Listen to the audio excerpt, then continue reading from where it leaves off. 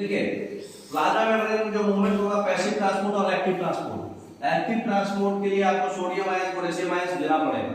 Passive transport तीन प्रकार का होता है, ऑस्मोसिस, डिफ्यूजन और फैसिलिटेटेड ट्रांसपोर्ट। ठीक है, अब तीनों को समझ में आएगा क्या क्या होता है डिफरेंस। ठीक है, नेक्स्ट ये सिर्फ और सिर्फ पानी में होगा, सिर्फ पानी के लिए ऑस्मोसिस होता है। एक्टिव ट्रांसपोर्ट्स में दो तरह का होता है, एक प्रोटीन पंप लगाते हैं, एक नहीं तो वेसिकल्स लगाते हैं। अगर वेसिकल्स से एक्टिव ट्रांसपोर्ट हो रहा है तो उसमें भी दो होगा, एक अंदर से एक बाहर से, एंडोसाइटोसिस और एक्सोसाइटोसिस।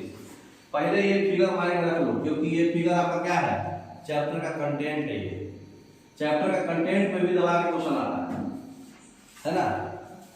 नेक्स्ट अगला जो है हमारा प्लाज्मा मेम्ब्रेन में ट्रांसपोर्ट कैसे होता है, active transport, passive transport, diffusion और फैसिलिटेटेड डिफ्यूजन। 1 2 3 4। पहला वाला जो है एक्टिव ट्रांसपोर्ट है, ये फिगर देखिए पहला वाला। इसमें क्या है, हम एटीपी कुछ बाहर से एनर्जी दे रहे हैं, सोडियम आयन चाहे पोटेशियम आयन। अभी हम लोग पढ़े बताए ना आपको कि हम गलगला जो है करने से लिए साल्ट डालते हैं, तो बाहर से हम उसको एनर्जी दे रहे हैं, आयंस दे रहे हैं, सोडियम आयंस, पोटेशियम आयंस। तो बाहर से एनर्जी देंगे तो जो ट्रांसपोर्ट होगा वो क्या होगा, एक्टिव ट्रांसपोर्ट। दूसरा वाला नंबर जो है ये वाला, ये जो 2 है ये पैसिव ट्रांसपोर्ट है, और तीसरा वाला जो है डिफ्यूजन है, चौथा वाला जो है फैसिलिटेटेड डिफ्यूजन। ये फिगर माइंड में रखिए, जब हम सब कुछ पढ़ेंगे तो ये आपको ऑटोमेटिक समझ में आएगा। देखिए क्या है, पहला है हमारा डिफ्यूजन। डिफ्यूजन को पहले समझ लेते हैं। डिफ्यूजन क्या होता है, जब हायर रीजन से, हायर कंसंट्रेशन वाले रीजन से लोअर कंसंट्रेशन वाले रीजन में मूवमेंट हो रहा है कोई भी पार्टिकल्स का चाहे मॉलिक्यूल्स का, तो उसको बोलते हैं डिफ्यूजन। और वही उल्टा लोअर कंसंट्रेशन से हायर कंसंट्रेशन होगा तो उसको बोलेंगे ऑस्मोसिस। अब इसका एग्जांपल कैसे, प्रैक्टिकल एग्जांपल बताइए डिफ्यूजन का। हाँ, प्रैक्टिकल एयर का भी प्रेशर था, हाई प्रेशर लो प्रेशर। अब जैसे मान लीजिए गर्म पानी है, गर्म पानी है, गर्म पानी में से भाप निकलता स्टीम, वो डिफ्यूज हो रहा है, क्या हो रहा है। चाहे आप चावल बनाते हैं कुकर में, चावल बनाते हैं तो चावल जब जैसे ही कुकर खोलते हैं तो अंदर में प्रेशर क्या है, ज्यादा है। आप कुकर खोले तो प्रेशर क्या हो गया, लो हो गया।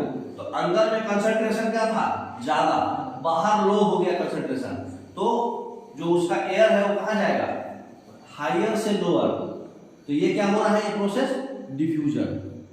जो बहुत अच्छा अच्छा खाना बनता है तो दूर से ही महक आ जाता है, लग रहा है मुर्गा बन रहा है ना, चाहे मटन बन रहा है। क्यों, डिफ्यूजन की वजह से, क्योंकि अंदर में हाई कंसंट्रेशन था और बाहर खुले वातावरण में लो कंसंट्रेशन है। मतलब खुले वातावरण में पार्टिकल्स तो कम है, लेकिन वो उसमें तो पार्टिकल्स ज्यादा है, मतलब क्या बोलते हैं उसको, कुकर में। तो जहां पे कंसंट्रेशन ऑफ पार्टिकल्स ज्यादा है और जहां पे कंसंट्रेशन ऑफ पार्टिकल्स कम है, अगर उसमें ट्रांसफर हो रहा है हाई से लो, तो उस प्रोसेस को क्या बोलेंगे, डिफ्यूजन। पार्टिकल्स का ही मूवमेंट है, कुछ नहीं है। वही उल्टा है तो ऑस्मोसिस होगा। ऑस्मोसिस भी बाद में समझ में आएगा। तो ऑक्सीजन और कार्बन डाइऑक्साइड कैसे ट्रांसपोर्ट होता है, डिफ्यूजन के थ्रू। आपके बॉडी में अल्वेओलाई रहता है, ठीक है, तो आप क्या करते हो, अंदर लेते हो एयर को, ऑक्सीजन अंदर लेते हो, कार्बन डाइऑक्साइड बाहर को रिलीज करते हो, है ना।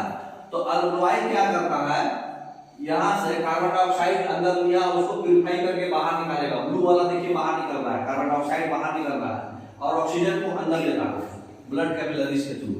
ठीक है, तो ये जो मूवमेंट हो रहा है डिफ्यूजन हो रहा है ना। डिफ्यूजन के थ्रू जहां कंसंट्रेशन हाई है, जहां कंसंट्रेशन लो है, ब्लड कैपिलरीज से बाहर निकल रहा है।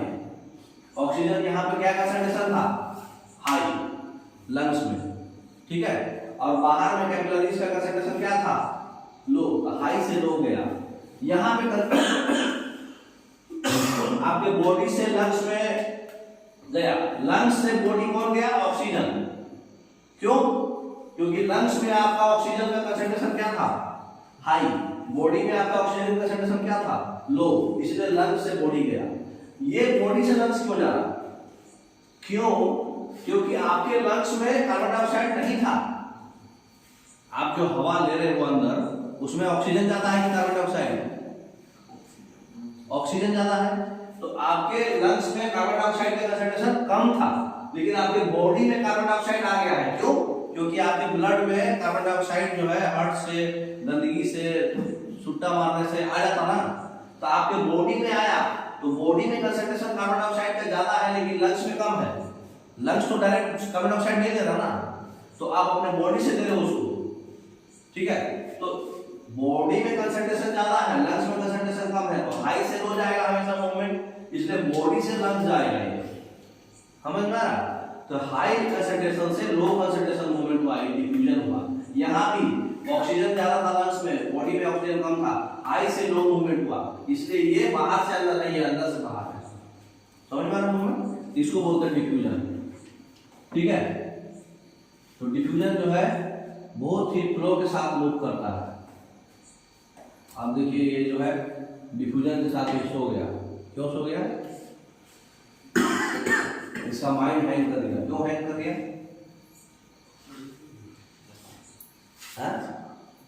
जब आप ज्यादा पढ़ लेते हैं तो बोर हो जाते हैं, क्यों? मतलब थक जाते हैं, ज्यादा काम कर लेते हैं तो थक जाते हैं, क्यों? ज्यादा काम करने से आदमी क्यों थकता है? वजह होगा ना कुछ, एनर्जी क्यों डाउन हो गया? आपका एनर्जी कम गया, क्यों कम गया एनर्जी ज्यादा काम करने से? कमी हो गई है? एनर्जी की कमी हो गई, फूड नहीं मिला होगा। हाँ, क्यों कम गया एनर्जी? एनर्जी जो है फ्लो के साथ मूव करता है, जहाँ हाई कंसंट्रेशन होगा, लो कंसंट्रेशन होगा, डिफरेंस एनर्जी चला जाएगा। खाना इंटेक लीजिएगा तो हाई कंसंट्रेशन है, काम करिएगा निकाल दीजिएगा। नेक्स्ट, ये तो ऐसे ही मजे के लिए दिया गया है। तो ऑक्सीजन और कार्बन डाइऑक्साइड का जो डिफ्यूजन होता है वो लंग्स में होता है ना? अभी फिगर देखें हम लोग, वाटर, साल्ट्स, वेस्ट प्रोडक्ट्स जो होता है वो उसका डिफ्यूजन कहाँ होता है? किडनी में। ये भी डिफ्यूजन ही हो रहा है, बस कंसंट्रेशन डिफरेंस है, हाई से लो। पानी, नमक, जो भी वेस्ट प्रोडक्ट है वो किडनी में हो रहा है, किडनी उसको प्यूरिफाई करके बाहर बॉडी किडनी करेगा। कैल्शियम जो फूड से मिलता है सेल में, वो कहाँ हो रहा है? इंटेस्टाइन में। ये एग्जाम में पूछता है, ये 3 लाइन बहुत बड़ा लाइन है। ऑक्सीजन और कार्बन डाइऑक्साइड का डिफ्यूजन कहाँ होता है? लंग्स में, अल्वेओलाई में। पानी का, वेस्ट प्रोडक्ट्स का, जो भी हम लोग का है, सॉल्ट्स का, इसका डिफ्यूजन किडनी होता है, सब किडनी प्यूरिफाई करता है।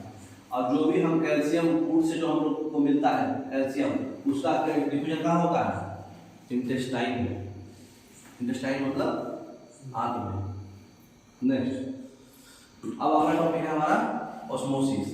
ये हम लोग नेक्स्ट डे पढ़ेंगे, नहीं तो समझ में नहीं आएगा, है ना? यहाँ तक समझ में आ गया होगा आपको। Okay, thank you.